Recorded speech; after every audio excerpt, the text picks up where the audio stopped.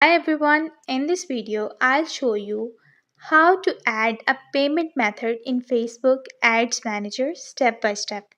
So let's get started. Open your Facebook profile. On the left side, scroll down and click on Ads Manager. On the Ads Manager page, click All Tools on the left, then select Billing and Payment. Click on Payment Settings. Here you can see your current balance. Right here it's 0. Click the Add Payment Method button. Now fill in your payment details like country or region, currency, time zone. Then click Next.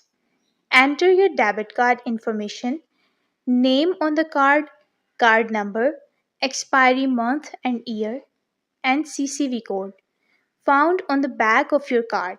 Finally, click Save, and that's it. Your payment method is now added to your Facebook Accounts Manager.